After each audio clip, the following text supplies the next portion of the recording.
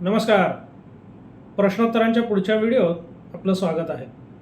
पहिला प्रश्न आहे, सर्वे नंबरला तुकडेबंदी असते का?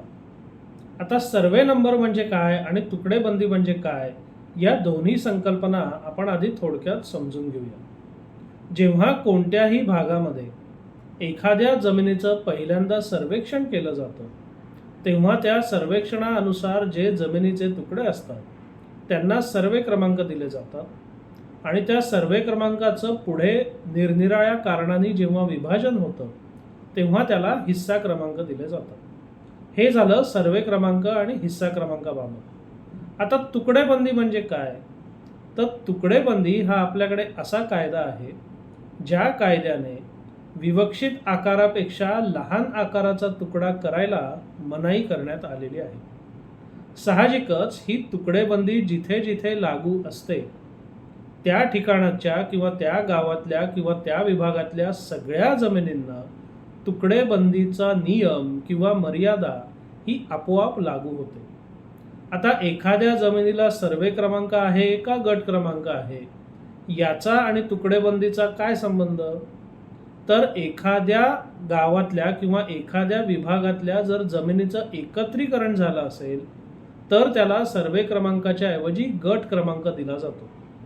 सर्वे क्रमांक आणि गट क्रमांक याचा तुकडेबंदीच्या संबंधाने एवढाच महत्त्वाचा मुद्दा आहे. पण एखाद्या जमिनीला सर्वे क्रमांक असणं किंवा गट क्रमांक असणं याचा आणि त्या जमिनीला तुकडेबंदी लागू असण्याचा काहीही संबंध नाही. ज्या विभागामध्ये तुकडेबंदी कायदा आणि त्याच्या तरतुदी लागू असतील त्या ठिकाणातल्या सगळ्या जमिनींना, मग त्याला सर्वे क्रमांक असो, हिस्सा क्रमांक असो किंवा गट क्रमांक असो, सगळ्यालाच तुकडेबंदी कायदा आणि तुकडेबंदी कायद्याने निश्चित केलेली मर्यादा ही आपोआपच लागू असते. पुढचा प्रश्न आहे, अनोंदणीकृत वाटप झालं असेल तर त्याच्या विरोधात दावा करता येतो का? आता मी नेहमी जे सांगतो की दावा करणं हे आपल्याकडे अजिबात कठीण नाही, कारण कोणालाही कोणत्याही प्रकारचा दावा दाखल करायला काहीही अडचण येत नाही. पण दावा दाखल करण्यापूर्वी दावा दाखल करायचा आपला उद्देश काय आहे, तो दावा जिंकायची शक्यता किती आहे, ह्या प्रश्नांचा सुद्धा विचार झाला पाहिजे. केवळ दाखल करता येतो म्हणून दावा दाखल करू नये. आता या पार्श्वभूमीवर जेव्हा आपण अनोंदणीकृत वाटप आणि त्याच्यावर आधारित दाव्याचा विचार करतो तेव्हा अनोंदणीकृत वाटप कधी झालं आहे, त्यामध्ये पक्षकार कोण आहेत, अनोंदणीकृत वाटप जे झालंय ते पक्षकारांना मान्य आहे का, अनोंदणीकृत वाटप त्यातल्या पक्षकारांना मान्य असल्याचा काही निष्कर्ष निघतोय का? आता हा निष्कर्ष कशावरनं काढू शकतो? तर अनोंदणीकृत वाटपाप्रमाणे वहिवाट करणं किंवा अनोंदणीकृत वाटपाप्रमाणे आपल्याला जी जमीन आलेली आहे त्याची खरेदी विक्री, व्यवहार, हस्तांतरण इत्यादी करणं. तर या सगळ्या प्रश्नांची उत्तरं शोधली पाहिजेत आणि परत याच्या पुढे की अनोंदणीकृत वाटपाचा दावा नक्की कोण करताय, अनोंदणीकृत वाटपात सामील पक्षकार करतायत का त्यात सामील नसलेले पक्षकार करतायत का सामील पक्षकारांचे वारस करतायत, ह्या सगळ्याचा सुद्धा दाव्यावर आणि दाव्याच्या परिणामांवर फरक पडत असतो. सामील पक्षकारांनी दावा करणं, तो सुद्धा खूप कालावधीने दावा करणं आणि त्याच्यात यश येणं हे काहीसं कठीण आहे. समजा काही सहहिस्सेदारांना त्या वाटपामध्ये सामीलच केलं नसेल आणि त्यांनी वाटपाचा दावा दिला आणि अनोंदणीकृत वाटपाला आव्हान दिलं तर त्यांना यश येण्याची शक्यता ही चांगल्यापैकी आहे. समजा अनोंदणीकृत वाटपात जे पक्षकार आहेत त्यांच्या वारसांनी जर दावा केला तर त्यांचे पूर्वज अनोंदणीकृत वाटप मान्य करतायत का, याच्यावर त्यांचा दावा मान्य किंवा अमान्य होणं आणि किती क्षेत्रफळाकरता मान्य किंवा अमान्य होणं हे आवश्यक आहे. म्हणून जेव्हा आपण अनोंदणीकृत वाटपाच्या दाव्याचा विचार करतो तेव्हा नुसता दावा दाखल करता येतो म्हणून दाखल करू नये, तर दावा दाखल करून काय निष्पन्न होईल, आपली सध्याची कायदेशीर स्थिती काय, आपल्याला यश येण्याची शक्यता किती, ह्या प्रश्नांची उत्तरं शोधावी. आवश्यकतेनुसार त्यामध्ये तुमचे तज्ज्ञ किंवा वकील जे असतील त्यांचा सल्ला घ्यावा आणि मगच दावा करायचा योग्य तो निर्णय आपण घेऊ शकाल. पुढचा प्रश्न आहे, कुळ कायद्याने जर जमीन मिळाली असेल तर ती स्वकष्टार्जित असते का वडिलोपार्जित? आता कोणत्याही कायद्यामध्ये कुळ कायद्याने मिळालेली जमीन स्वकष्टार्जित आहे का वडिलोपार्जित अशी ठोस तरतूद करण्यात आलेली नाही.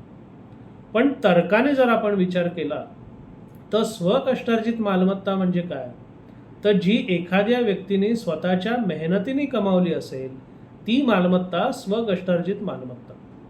आता कुळ कायद्याचा विचार करता जर एखादी व्यक्ती जमीन स्वतः कसत असल्यामुळे त्याला कुळ कायद्याअंतर्गत जमिनीची मालकी मिळाली असेल तर त्याच्या मेहनतीने त्याला मिळालेली जमीन म्हणून ती स्वकष्टार्जित धरली जाण्याचा संभव हा निश्चितपणे अधिक आहे. मात्र ज्या लोकांना कुळ कायद्याअंतर्गत जमीन मिळालेली आहे त्यांच्याकरता जरी ती स्वकष्टार्जित असली तरी त्यांच्या पुढच्या वारसांकरता ती वडिलोपार्जितच ठरेल. म्हणजे कुळ कायद्याअंतर्गत ज्या पिढीला जमीन प्रत्यक्ष कुळ खरेदी होऊन मिळते त्यांच्याकरता ती स्वकष्टार्जित असते आणि त्याच्या पुढच्या पिढ्यांकरता वडिलोपार्जित ठरत असते. पुढचा प्रश्न आहे, एखाद्या मालमत्तेचं वाटप करत नसल्यास त्यात हिस्सा असलेल्या मुलीने काय करावं? आता बरेचदा असं होतं की एखाद्या मालमत्तेमध्ये खूप सहहिस्सेदार आहेत, काही लोकांना त्याचं वाटप करायचं आहे, काही लोकांना वाटप करायचं नाही आहे. अशा वेळेला समजा एखाद्या मुलीला वाटप करून आपला हक्क आणि हिस्सा स्वतंत्र करून हवा असेल, त्या दृष्टीने वाटप करा असा तिने तगादाही लावला असेल, पण प्रत्यक्षात याबाबत काही हालचाल होत नसेल तर एका ठराविक काळानंतर त्या मुलीने आपला हक्क आणि अधिकार मिळण्याकरता वाटपाचा दावा दाखल करणं हे अतिशय योग्य ठरेल. कारण सगळे सहहिस्सेदार एकत्र येतील, त्यांचं एकमत होईल आणि ते वाटप करतील याच्याकरता अनंत काळापर्यंत जरी थांबलो तरी ते प्रत्यक्षात येण्याची शक्यता ही अत्यंत कमी असते. म्हणून अशा प्रकरणांमध्ये जेव्हा मुलीला आपला हक्क किंवा हिस्सा हवा असेल तेव्हा तिने सगळ्या सहहिस्सेदारांना वाटपाची एक मागणी करावी आणि ती मागणी अमुक एक कालावधीमध्ये जर तुम्ही नाही पूर्ण केली तर मग मला वाटपाचा दावा करण्यावाचून कोणताही पर्याय उरणार नाही असं स्पष्टपणे सांगावं. आणि ती कालमर्यादा एकदा उलटली की लवकरात लवकर आपला हक्क आणि हिस्सा स्वतंत्र करण्याकरता वाटपाचा दावा दाखल करावा, जेणेकरून बाकी सहहिस्सेदारांचा निर्णय होईपर्यंत आपल्याला त्यांच्याबरोबर किंवा त्यांच्या मागे फरफटत राहायला लागणार नाही. धन्यवाद.